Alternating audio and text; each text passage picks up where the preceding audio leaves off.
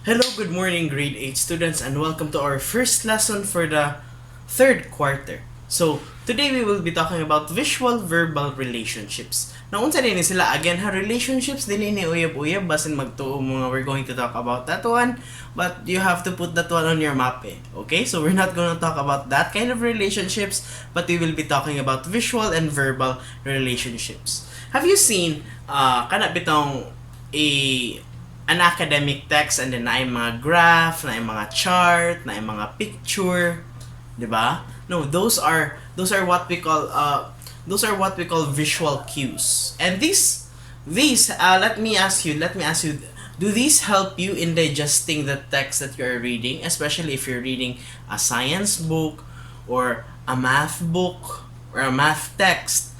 Does illustrations help? Do these visual cues help you in in understanding the text that you are reading? Most likely, yes, diba? Kaya in my case, I am really happy if there is a graph or a chart whenever I read something. Okay, yun ani mag ni class, you will see like let's say for example the relationship between the two ideas that you are talking about, especially if they're going to present a graphic about that one, then that will really help me in my understanding of the text. And that is what we are going to talk about today. Because sometimes children, expository texts or kanang mga academic texts that we are reading right now are accompanied with visual cues, just like what I've said, to provide or highlight a specific kind of information. Okay, so sometimes they provide information, sometimes ila lang i-highlight. Okay, maybe I don't know if you agree with me. Sometimes we're too lazy to read, diba? And when we see something that is not a text, we look at it. So mas ma-highlight ang information being put into the graphic or in the visual cue. Now, these visual cues are very important because, as what I've said, they divert your attention to the information that they have. So if it is in a visual cue, that means it's a very important thing that we need to know. Okay, so unsa din yung mga visual cues? What are these visual cues? Now, there are basically types of visual cues. We have graphs, we have maps, we have tables, and we're going to learn about that one today. So let's start with graphs. The basic thing that you learn, and gibalik-balik na ni sa inyo is the graphs. Now, graphs are diagrams showing the relationship between variable quantities, between two quantities, typically two variables measured along a pair of axes and at right angle. So i-measure niya unsa ang two variables. Let's say for example ang time nga nitubo ang munggos, and then iyang height. So what do you expect from the time that you are planting a mungo seed, and then iyang time, di ba? If iyang height, ang time na imong gitanom ang mungo seed o iyang height. So you can conclude with, if you're going to make a graph, that the mungo seed, of course wala pa siya nitubo, and then during nagkadugay nagkataas pud siya, di ba? So that is the example kana naa sa definition nga naa sa babaw. It shows relationship between two variables, between two variable quantities. So ingon ana iyang pasabot. So we have the kinds of graphs that I think you already know, gibalik-balik na ni, but let's just review. Okay, so we have the bar graph, we have the line graph, we have the pictograph. That's a pictograph or a pictogram. And we have the pie graph or the pie chart. Okay, so let's talk about this one, just a run through. Okay, I know you know this one already. For the sake of discussion, let's talk about bar graphs. Now, bar graphs shows numbers that are independent of each other. So ang pasabot aning independent of each other, lahi siya o kung dili sila related to each other.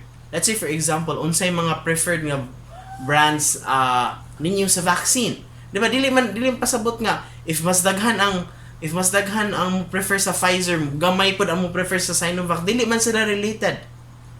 Kay each one of us as a individual choice, so dili man na mausab. These are independent variables. That's what they call independent variables. Dili man na siya mausab. That's why we're going to use a bar graph. Let's look at our example here. How effective are the vaccines? Dili man pasabot nga mas dako og percentage ang Moderna nga ang AstraZeneca kay gamay. Independent man siya, depende man siya unsa siya ka effective. Individually. Dili man siya as a group. So, we use a bar graph when we do that one. Dili man siya related. Now, if related gani ato ang gi-measure, now that's the time that we can use a line graph. And line graph shows you how numbers have changed over time.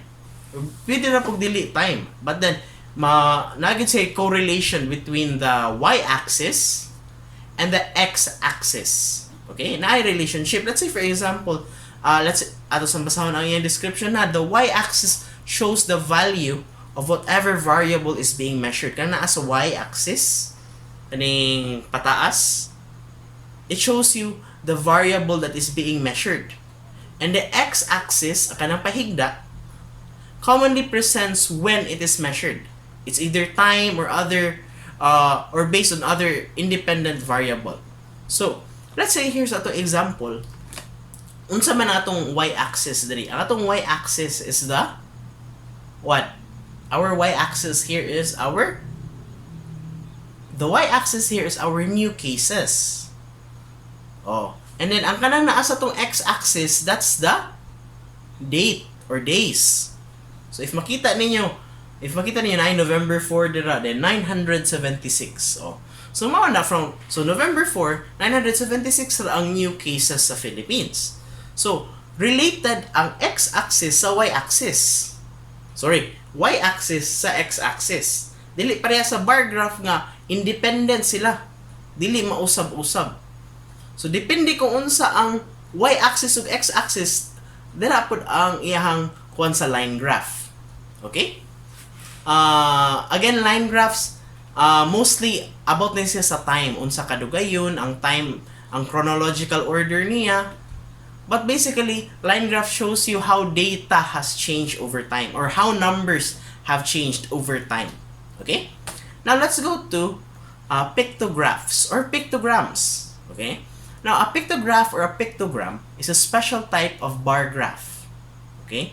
Instead of using an axis with numbers, it uses pictures to represent a particular number of items. Parehas sila siya og bar graph. Parehas siya og bar graph, but instead of bar, iyang gibutang kay picture. So in our example, the person there, one figure of a doctor represents represents 1,000 one person here, one graphic here depicted as a doctor is a doctor. One doctor for every 1,000 people. So here, for example, sa Cuba, so they have 5.9, round off to 6. So 6 kabuk person na ilang gibutang silang pictogram. And Spain has 3.2. So 3.2, so tulo ka doctors ang ilang gibutang. Okay? So instead of bar, kani ilang gigamit. Okay? Now let's go to pie graph or pie charts. It shows you how a whole is divided into different parts. Let's say for example, showing how a budget had been spent on different items in a particular year. So kasagaran ani kanang mga budget or let's say for example ato example sa pie graph. How has COVID-19 impacted your business overall? So dako kaayo ang percentage sa major shutdown, and then unsa pa na dira. So kana siya, it shows you one big percentage or one big kanang, let's say for example, ang kaning sila tanan, the pie there represents the people being interviewed. So mo na a big chunk of the people interviewed said that there is a major shutdown in their business. You shut down daw ilang business. So yun na ang pie graph. Okay? Now let's after the graphs, let's talk about tables. Okay? Now a table, also known as a matrix, refers an orderly arranged quantitative data in columns and rows. Okay? So I think you know what a table looks like, and that is how a table looks like. So for example, table number 1, naman na when you read expository text, kanang mga academic text, naman na yung mga title sa table. So, table number 1. So, makita ninyo unsa ang table about. Summary of COVID-19 category, cumulative case counts, cumulative death counts, and cases confirmed and reported, blah, blah, blah, blah, blah. So, dira niya gibutang. Kung so, mas makita ninyo tarong ang data compared sa gisuwat ra sa text. Mas makita siya, mas pleasant siya to the eyes if it's put in a table. Okay? Next, let's go to maps. Okay? Now, a map refers to a collection of data showing a spatial arrangement or distribution of something over an area. So, basically, maps can also show us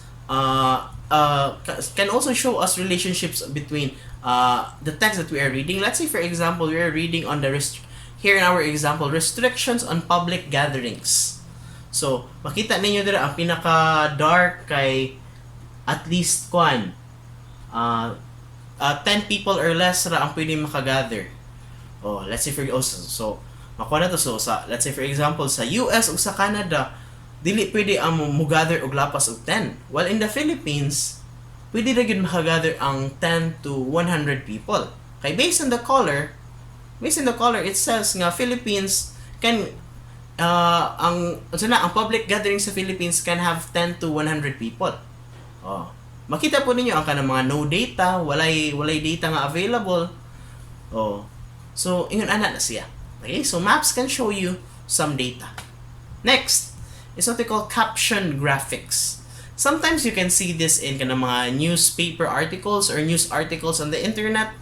They provide a title, a short explanation or description accompanying in an illustration or a photograph. So let's say for example, this one I got this image from South China Post.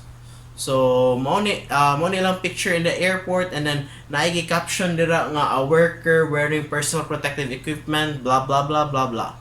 So it tells you more about the picture. Kay kung picture ra ibutang dira matinga ka unsa may naa sa picture. So with the caption, you are going to learn more about the picture and why it was put there in the first place. Okay? So, mas masabtan ninyo, mao di ini siya nahitabo, so on and so forth. Mas maklaro ninyo unsay relation niya sa text na inyong ibasa. Lastly, we have the flowcharts. Okay? A flowchart shows the sequence of movements of actions of people or things involved in a complex system or activity. Again, flowcharts, they tell you the flow of events or a sequence of movements in a something. Let's say for example, it's a decision tool for COVID-19. Kung kinahanglan ba ka magpa-test or unsa man imong classification. So good to sa taas. In a flowchart, we always start at the top. So with symptoms ba ang patient? So like, no. O din sundon dayon na nimo ang flowchart. Tantod makahibaw ka kung unsa ang kuan. Kung unsa ang unsa ang imong classification, whether you're a patient under observation, whether you need an appropriate treatment, if you're a person under monitoring, or wala ra, no immediate medical action needed. So inana na siya ang flowcharts. So I hope you learn more, or you have relearned kay most of this, inyo naman nakatunan, you have relearned about these visual verbal relationships, because we will be reading text, and then we are going to make these kinds of visual cues to help the readers in reading the text nga ilang gikuan. And also we are going to analyze we're going to analyze visual cues. Okay, so thank you everyone for listening. God bless you.